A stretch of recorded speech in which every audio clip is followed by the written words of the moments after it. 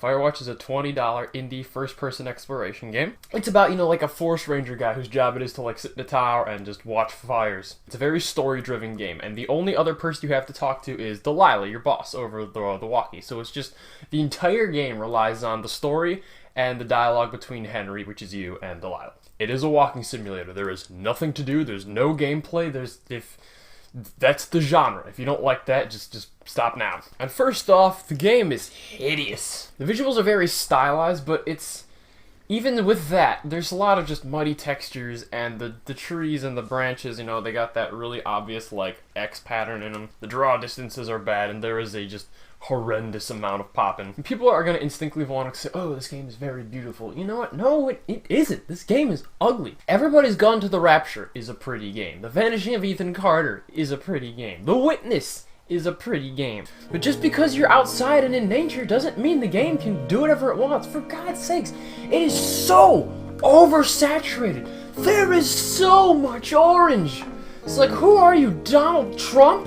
And in a first-person exploration walking simulator game, the aesthetic of it is so much more important than it normally is, because that's all you do is look. In addition to that, on PS4, the game is a technical failure. In my 6-hour playtime, I did it all in one sitting. I had 2 hard crashes. And for how bad the game looks, the stuttery frame rate is downright unacceptable. And when the game does occasionally get to 60 FPS, it is jarring. It is so just boom. And every time you go down, because there's these little things where you have to rappel down on a rope, every time you do that, it is just the stutteriest, freeziest. It stops the game, and you can tell it's just trying its damnedest to load the next area. The game runs worse than a Civil War amputee. I just up and teleported a couple times. The controls are very strange as well. So Delilah will call you on the walkie. What you have to do is you have to hold down left trigger, and then hit up and down on the D-pad to select the dialogue choice, and then release on that dialogue choice to then have that be what you say, which is not so bad, but initially it's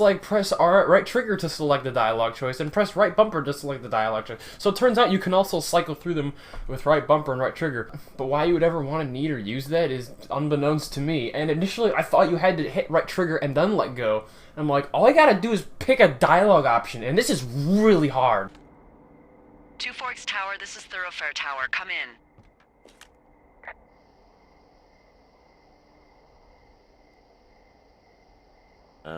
Hello? Whoever this is?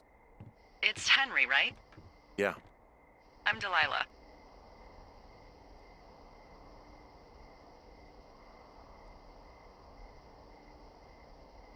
You're just gonna wait me out on this? Ugh, fine.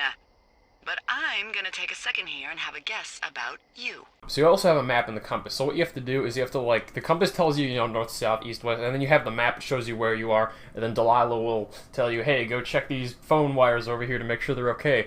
And sometimes the objective is very clearly marked on your map, you'll have drawn and circled, this is where I'm gonna go.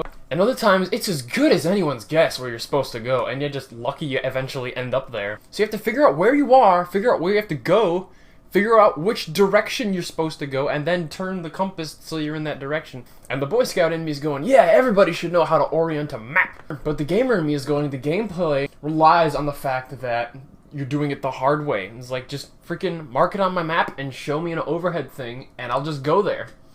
And it's just harder because you've made the process more difficult. And like I said, the world isn't that pretty, and you spend a lot of time going back and forth around the world, and I got lost more than once. I mean, I knew where I was, but I was I've gone all these different paths, so where I couldn't find what I was supposed to be able to find. The game also has a ton of backtracking. Sometimes after the thing's complete, Delilah will talk to you over the walkie and be like, alright, go ahead, heading back to your lookout, and then it'll go day 35, and it'll just teleport you back there. So that's nice. And every morning you start in the lookout tower, and you have to then go back down the same paths to the different places. And this is made worse that there isn't anything in the map to find and explore on your own. Everything important in the map is story-based, and you will be pulled eventually to it by the game. There are these little cache boxes that you can open, but they never have anything good in them. And that's the game. That's the gameplay. It is literally a walking simulator. There is a sprint button, so you could say it's a running simulator. Does that sound fun?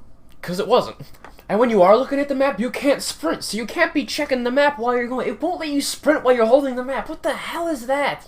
And when you are looking at the map, it's too zoomed out, and you have a zoom button, and it's L1, and it zooms in way too much, of course.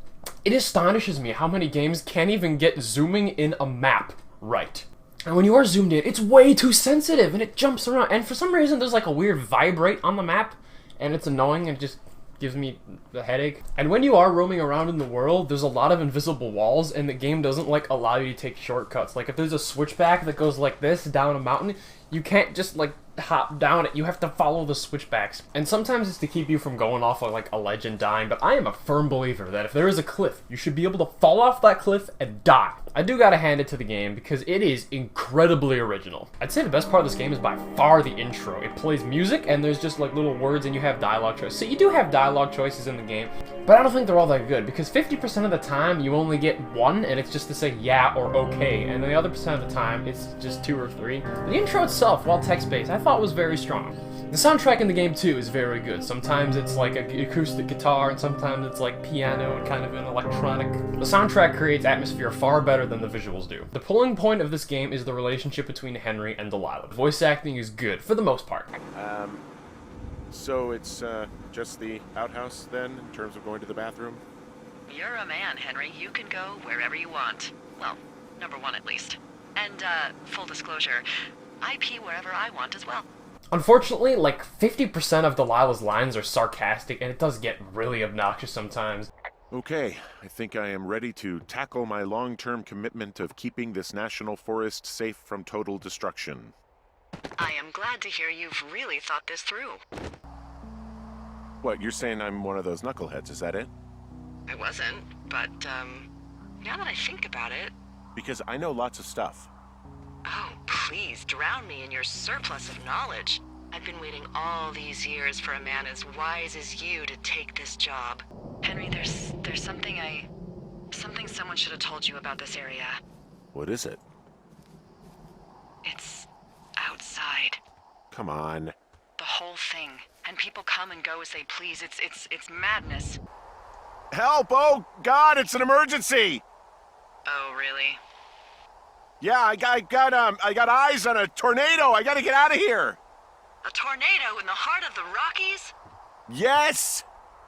Holy moly, I need to call this in. Tom, Two Forks sees a tornado. He says he needs an evac into my sector. It's a meteorological impossibility. There haven't been tornadoes in the greater Yellowstone region in 100 million years. You're gonna need him to stay and take a detailed personal account, even if it means giving his life. Okay, I'll tell him. Sorry, Hank. No dice. And sure, there are plenty of cringeworthy jokes, but there are some good ones. And in the first couple hours of the game, their banter back and forth is very good, but I feel their characters and their relationship is just wholly wasted on the story, because the story itself is not very good. Without any spoilers, I'll just say there's mystery afoot. And it's just so silly and over the top, and I didn't buy it at all. And their voice acting in lines is like, what is going on, Henry? I don't know. Delilah, I'm scared. Me too. And they're constantly telling you how dire the situation is, and I couldn't help but laugh. The reveal is incredibly underwhelming and incredibly ineffective. What I did like was the actual ending, not the climax, like the ending. I did think the ending was very heartfelt and touching. I was going, aww. You guys. Especially with the music adding that good tone. But this game suffers from what I like to call the Dark Souls 2 immersion fallacy. Again, not hitting on Dark Souls 2. Dark Souls 2 is fantastic. But you know the part at like the Gate of Winter or whatever, where you'd rather fight the 4 most powerful demons in the world than hop over a wall of bricks? Well, I hopped down a drop and now I can't climb back up. That is a pickle. I mean, I can just keep hiking, but I figured I should let you know in case I get myself trapped out here. Okay, I've given it the good college try. No dice. Shit. I don't know how long I can dick around out here until someone notices. God, if you were an actual firefighter, you'd have that gate down in 2 shakes.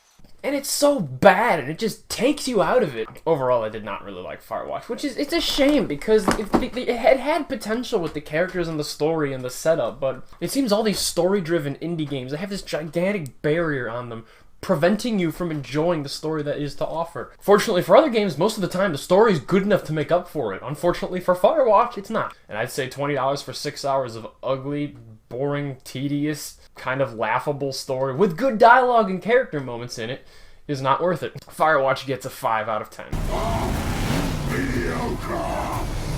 Thank you for watching, goodbye, and God bless. Comment, share, subscribe.